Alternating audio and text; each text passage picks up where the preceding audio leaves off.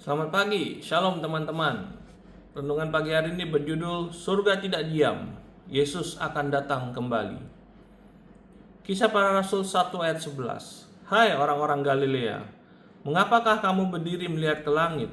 Yesus ini yang terangkat ke sorga meninggalkan kamu akan datang kembali dengan cara yang sama seperti kamu melihat dia naik ke sorga.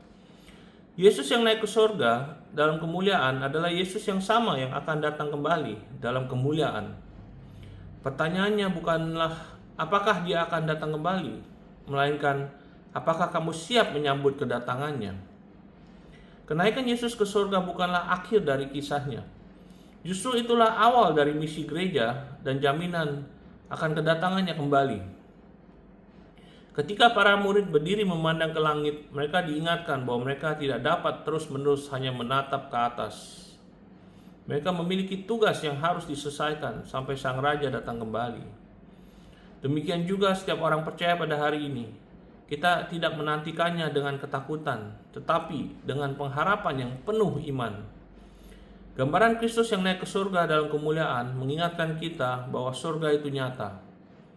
Takhta Allah tetap diduduki, dan Yesus memerintah dengan segala kuasa. Dunia mungkin dipenuhi kebingungan, kegelapan, dan ketidakpastian. Tetapi di atas setiap badai, setiap bangsa, dan setiap generasi, Yesus Kristus tetaplah adalah Tuhan. Tahtanya tidak pernah terguncang, dan janji-janjinya tidak pernah gagal. Banyak orang terpesona oleh tanda-tanda zaman, tetapi melupakan pribadi yang mengendalikan waktu itu sendiri. Nubuat Alkitab bukan diberikan untuk menimbulkan kepanikan, melainkan untuk membawa kita hidup dalam kekudusan. Kepastian akan kedatangan Kristus seharusnya membangunkan kita untuk hidup dengan penyerahan yang lebih sungguh, iman yang lebih dalam, dan ketaatan yang tidak tergoyahkan.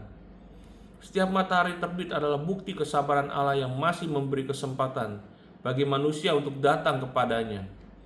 Yesus tidak naik ke surga karena meninggalkan umatnya. Ia naik karena karya penebusannya telah selesai, dan sekarang ia menjadi pengantara kita di hadapan Bapa. Bahkan saat ini pun, dia tidak jauh dari anak-anaknya. Dia melihat setiap air mata, mendengar setiap doa, dan mengetahui setiap pergumulan. Kehadirannya tetap menyertai setiap orang yang percaya kepadanya, sekalipun tahtanya ada di sorga. Dunia harus mengajak kita mengejar harta yang sementara, tetapi Kristus memanggil kita mengejar harta yang kekal. Kekayaan akan lenyap, popularitas akan memudar, kesuksesan tanpa Tuhan pada akhirnya hanya menghasilkan kekosongan. Hanya apa yang dilakukan bagi Kristus yang akan bertahan untuk selama-lamanya. Karena itu setiap keputusan kita seharusnya diukur berdasarkan nilai kekekalan, bukan sekedar kenyamanan hari ini.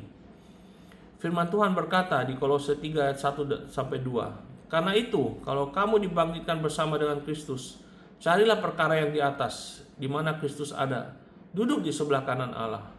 Pikirkanlah perkara yang di atas, bukan yang di bumi. Ketika hati kita tertuju kepada surga, daya tarik dunia mulai kehilangan kuasanya. Kita mulai menghargai apa yang dihargai Allah, dan mencari kerajaannya di atas segala sesuatu. Tragedi terbesar bukanlah bahwa Kristus akan datang secara tiba-tiba. Tragedi terbesar adalah banyak orang mengetahui bahwa dia akan datang kembali, tetapi tetap hidup seolah-olah hal itu tidak akan pernah terjadi. Setiap detak jantung adalah anugerah. Setiap hari baru adalah kesempatan untuk bertobat, mengampuni, mengasihi, melayani, dan berjalan setia bersama Tuhan sebelum sangkakala terakhir berbunyi.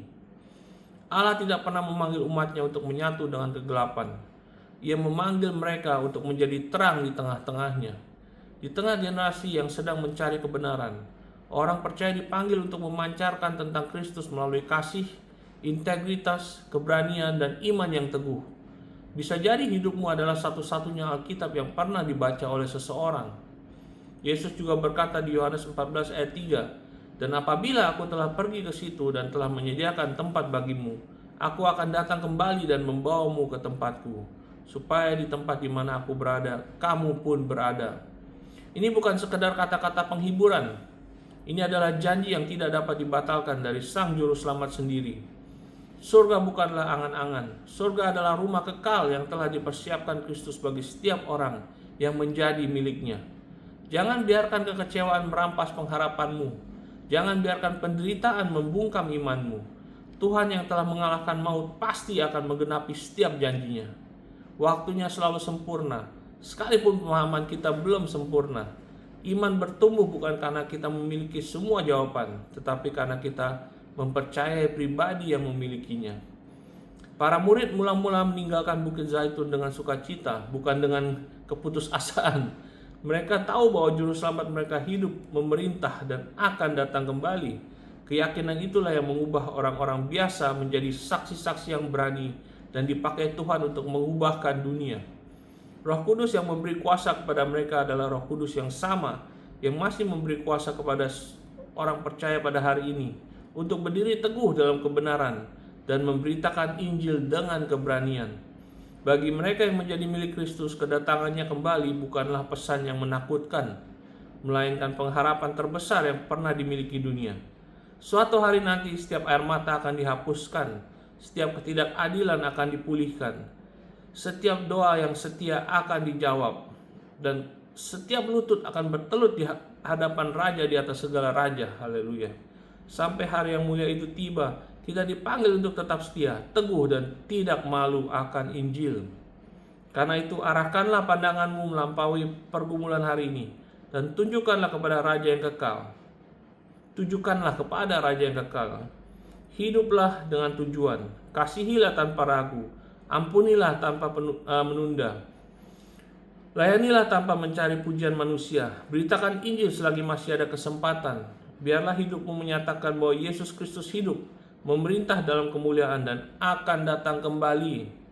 Dan ketika hari yang mulia itu tiba, kiranya Dia mendapati kita tetap berjaga-jaga, tetap bekerja bagi kerajaannya, tetap percaya dan benar-benar siap menyambut kedatangannya. Haleluya. Praise the Lord. God bless you. Have a great Friday, a great weekend. I'll see you again on Monday ya. Bye-bye.